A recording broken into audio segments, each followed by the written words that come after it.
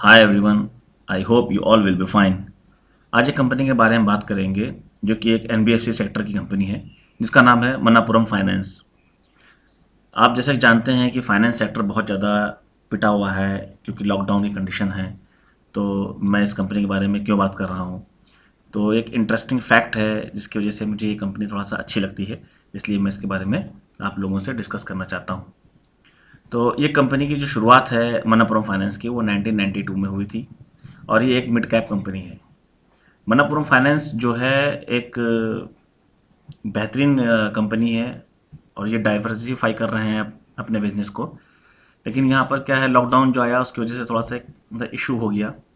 लेकिन फिर भी यहाँ पर क्या है कि मिनिमल एसेट क्वालिटी रिस्क है इस कंपनी में, क्योंकि ये कंपनी जो है इसका जो ह्यूज शेयर है टोटल लोन पोर्टफोलियो का वो गोल्ड लोन से आता है। और गोल्ड लोन को जो है एक सेफ लोन माना जाता है, क्योंकि जब हम किसी को पैसा देते हैं तो उसके अगेंस्ट में वो हमें गोल्ड देता है और उसके इंटरेस्ट से हमारी इनकम होती है। तो यहाँ पर अगर कुछ भी इशू आएगा तो यहाँ पर ये रहेगा कि हमारे पास उसकी रिकवरी के लिए एसेट है। तो जो माइक्रो फाइनेंस का बिजनेस है वो तो बहुत ज़्यादा उसमें सिग्निफिकेंट इम्पैक्ट देखने को मिल रहा है और ये बहुत ज़्यादा चैलेंजेस होंगे आने वाले टाइम पर सब कंपनियों के लिए जो माइक्रो फाइनेंस से रिलेट करती हैं। तो यहाँ पर सबसे अच्छी बात यह है इस कंपनी की कि इसका जो टोटल रेवेन्यू आता है वो गोल्ड लोन से ही आता है, ना कि माइक्रो फाइनेंस से आता है। तो ये चीज़ थोड़ा सा इस कंपनी का एक स्ट्रॉन्ग पॉइंट है। तो थोड़ा डिस्कस कर लेते हैं। जैसे कि मान लीजिए कि इसका जो सेल का जो कंट्रीब्यूशन है वो 98.59% जो टोटल सेल है उसका गोल्ड लोन से जो इंटरेस्ट आता है उसका कंट्रीब्यूशन है। और जो कमीशन है, इनकम है, अदर जो इनकम है वो 1.34% ही है। और जो माइक्रो फाइनेंस के जो दूसरे हैं वो है 0.06% का टोटल सेल से उनको रेवेन्यू आता है। तो यानी कि मैक्सिमम जो पार्ट है वो आता है गोल्ड लोन के अगेंस्ट में जो उनको इंटरेस्ट मिलता है। तो ये जो है एक अच्छी चीज़ है और कंपनी में लिक्विडिटी की प्रॉब्लम फ़िलहाल नहीं है। तो इस वजह से ये कंपनी जो है बेहतर परफॉर्म कर सकती है। अब हम बात करते हैं कंपनी के मार्केट कैप के बारे में। तो मार्केट कैप कंपनी का है 10,210 करोड़ का।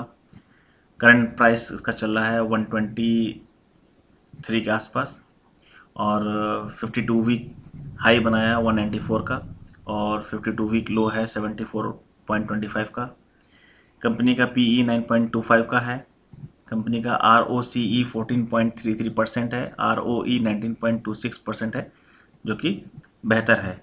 और कंपनी ने पिछले 3 सालों में 15.59% की रिटर्न ग्रोथ दिखाई है अपने सेल में, जो कि काफ़ी अच्छी बात है। आइए अब इसके सेल्स के बारे में बात कर लेते हैं। तो इसका क्वार्टरली रिजल्ट देखते हैं। सितंबर क्वार्टर में सेल थी 1286.79 करोड़ की और दिसंबर क्वार्टर में सेल बढ़कर हो गई 1399.02 करोड़ की। तो यहाँ पर 8.72% का ग्रोथ देखने को मिला। और नेट प्रॉफिट जो था वो सितंबर 19 का जो क्वार्टर था उसमें था 404.11 और दिसंबर क्वार्टर जो हुआ 19 का उसमें हो गया 399.07 करोड़ की। तो यहाँ पर जो है नेट प्रॉफिट कम हुआ है 1.25% में। आइए अब एक नज़र डाल लेते हैं इसके एनुअल सेल्स रिजल्ट के बारे में। तो मार्च 18 में जो सेल थी वो 3,420.76 करोड़ की थी और मार्च 19 में सेल है 4,116.32 करोड़ की। तो यहाँ पर 20.33% का जंप देखने को मिला। और जो नेट प्रॉफिट था वो मार्च 18 में था 677.19 करोड़ का और मार्च 19 में हो गया 922.41 करोड़ का। तो यहाँ पर भी 36.21% की अच्छी ग्रोथ देखने को मिली है। आइए एक नज़र डाल लेते हैं इसके रिटर्न प्रोफाइल पर भी। तो 10 ईयर का तो डेटा नहीं है, तो 5 ईयर में इसने अच्छा बेहतर रिजल्ट दिया है।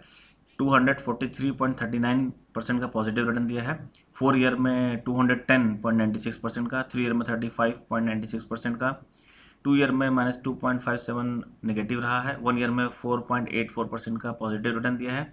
ईयर टिल डेट में -30.41% का नेगेटिव रिटर्न दिया है। 6 मंथ में -26.58% का नेगेटिव रिटर्न दिया है।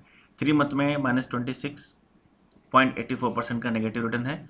1 मंथ में 33.60% का पॉजिटिव रिटर्न दिया है। और 1 वीक में -4.86% नेगेटिव रहा और 1 डे में 2.19% का इसने पॉजिटिव रिटर्न दिया है। आइए फ्रेंड्स एक नज़र डालते हैं इसके चार्ट पर। तो इसने काफ़ी अच्छी जो है रिकवरी दिखाई है पिछले कुछ दिनों में, लेकिन अभी ये 123.10 पे ये चल रहा है। तो यहाँ पर एक जो अच्छी पोजीशन देखने को मिल रही है, यानी कि अगर आप इन्वेस्ट करेंगे थोड़ा थोड़ा अमाउंट में, तो ये आने वाले टाइम पर ये एक बेहतर जो है ये रिटर्न कंपनी देगी। इसके अंदर पूरी एबिलिटी है, पूरी कैपेबिलिटी है, कंपनी एक अच्छा रिटर्न आपको दे सकती है। तो यहाँ पर जो मेरा पर्सनल ऑब्जर्वेशन ये है कि जो इसका रेंज है, यानी कि 115 और 108 के बीच में अगर ये मिल जाते तो समझ लीजिए कि एक बहुत बेहतरीन जो है रेंज होगी परचेस करने के लिए। और आने वाले टाइम पर इसका जो मेरा एक ऑब्जर्वेशन है वो ये है कि 140 से लेकर के 145 के एक टारगेट जो है ये अचीव कर सकती है कंपनी। तो गाइस जो है इसमें अगर आपको इन्वेस्ट करना है तो आप छोटी क्वांटिटी में स्टॉक ले सकते हैं अभी, और 108 के आसपास अगर मिलता है तो ये काफ़ी अच्छी स्ट्रॉन्ग पोजीशन पर होगा किसी तरह की पोजीशन लेने के लिए। लेकिन ये तो मेरा एक पर्सनल ऑब्जर्वेशन है, और as usual please take the advice from a reputed registered financial adviser and don't follow me because I don't recommend any buy or sell for any company. So this video is just only for the study purpose and to increase the understanding about the stock, the movement. So guys, I hope this video would be very helpful for you, and if it is, please do like, subscribe, share and comment. Have a good day. Wish you good luck. Bye bye. Take care.